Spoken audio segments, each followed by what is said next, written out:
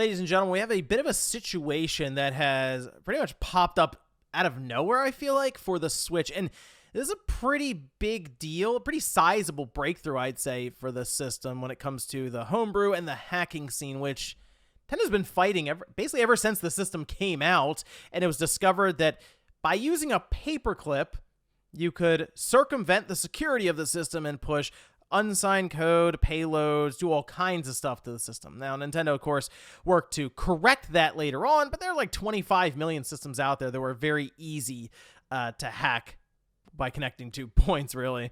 Now, though, it appears we may have a new challenger that's shown up that might make it even easier to just play ROMs on your system. And in fact, it's actually calling back to a product that Nintendo was all over trying to strike down, even as back during the DS days. So if you guys enjoy this video, make sure to hit the like button and subscribe if you're new here to the Spawn Wave channel. Let me take you over here. This is the post that went absolutely viral this weekend, and it was posted up by After Time X.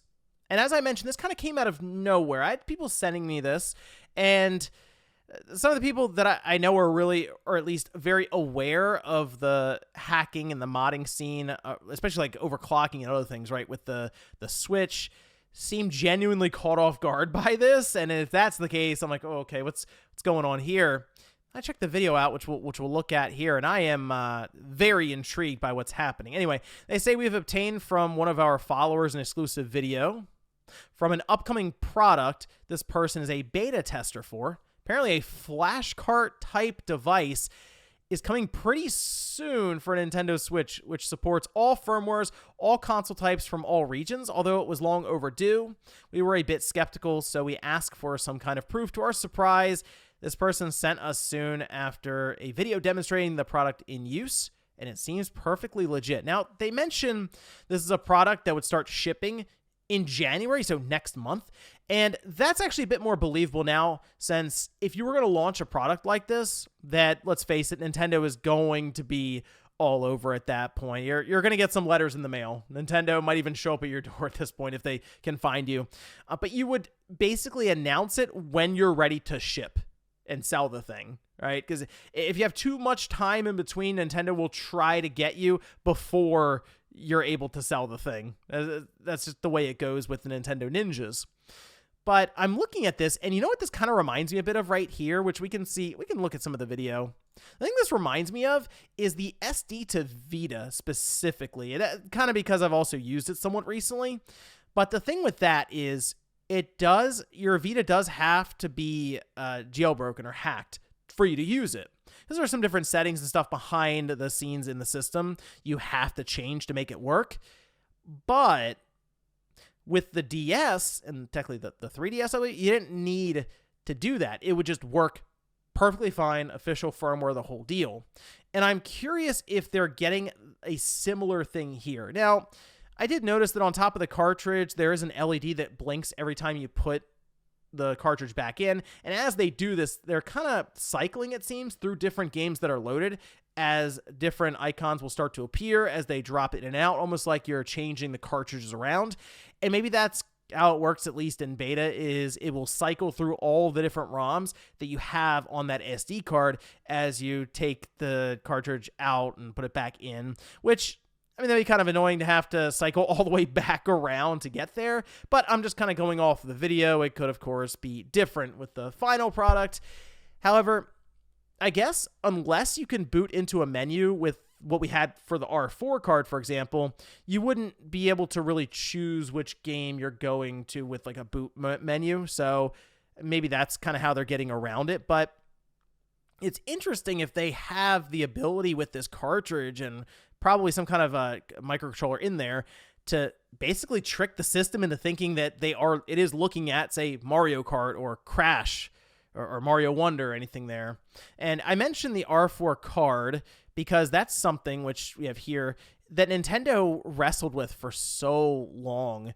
And most that's because the popularity of it, which basically you got this card, you would put an SD card in it, and you could just load up all the ROMs you want for the DS, which like 2 gigabytes stick in there. You're good to go. You should be able to load up basically all the games that you'd want to play at any one time.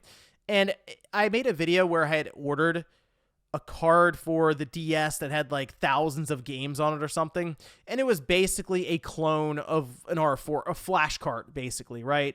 And when I took a look at it, you can see the little SD card sticking out of it, and it was like a cheapo one because it didn't have to read really fast from it, nothing like that. They can use a pretty cheap SD card that goes into it, and boom, thousands of games. You just pick it up off of Amazon. But this is a cartridge that was like legendary status of what it sort of started. And what I mean by that is there were a lot of clones, and there still are. You can go on Amazon and pick up all kinds of different flash carts that are basically modeled on the original idea with this R4 or Revolution 4DS card.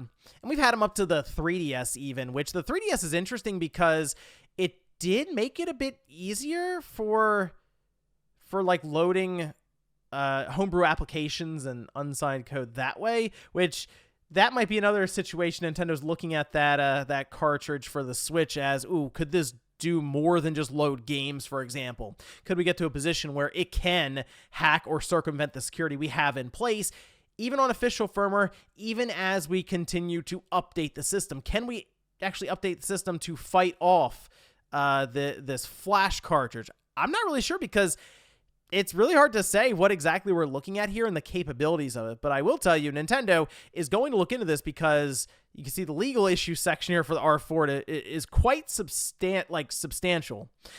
There are many times where Nintendo outright got this thing banned in different countries due to copyright infringement. They were not messing around with this because they saw the potential of it, and I have to imagine they're seeing the potential right now on Twitter. That tweet about this cartridge has over 5 million views already. But the biggest thing with this cartridge, as opposed to all these other methods that were used to hack the system, is there wouldn't be much risk involved, and it would be pretty easy just across the board. I know with the original one, all you would really do was take, say, a paper clip or something, or people would even use tinfoil. You'd crinkle it up and you'd stick it in the side where the Joy-Con would go in, and if you hit the points just right, boom, the system would allow you to start pushing stuff to it, and at that point, you're off to the races. But now, if you get a current Switch that has all the security measures in place and Nintendo has updated and worked to smooth out, you have to do a lot more. So you have to open the system is one. But the other part is you have to take a Raspberry Pi Zero, run wires all over the place. And even then, there is still some other things you have to do when it comes to programming. It's a whole thing that most people are going to see happen online and say, it's kind of cool, and then just never do it. But if all you really have to do is buy an SD card and then buy a cartridge, and you put the ROMs on the SD card, you drop it in, and that's it, I mean, that just opens it up completely to the mainstream. And at that point, I feel like that would be Nintendo's worst fear, is that really exploding online. The one positive I guess you could look at if you're Nintendo is this thing is showing up at the tail end. I mean, like right at the end of the Switch's generation, as opposed to the R4 card with the DS showed up like 2 or 3 years into that generation, and then would have obviously had a much larger effect on Nintendo's bottom line for the Switch. So in one sense, hey, you know what? Great. The next system will be at least discussed here pretty soon. But still, if, say, they want to get another 3 or 4 years out of this current Switch with software sales, yeah, this would affect it. I'm curious exactly how it works and if this is something that would be able to function in that way, or if you do have to have your system modified and that's the only way it works, in which case, okay, it's nice to have, but it's not going to blow the thing wide open like it could if it was official firmware. So just wanted to kind of bring that to your attention because I think it is a very interesting thing to follow here. And of course, I will be keeping tabs on it because I have a lot of questions just based on that, 1.5 minute video that was shared online. But let me know what you guys think about this one down below. Also, let me know what you think something like this will potentially cost, because I'm kind of thinking like $100 plus, considering what it could allow you to do. Basically not have to buy a lot of games then, since let's face it, people would just go online, download them, and then just drop them on the SD card. Also, let me know if you'd be interested in something like this. Thanks guys for watching, and I'll see you next time.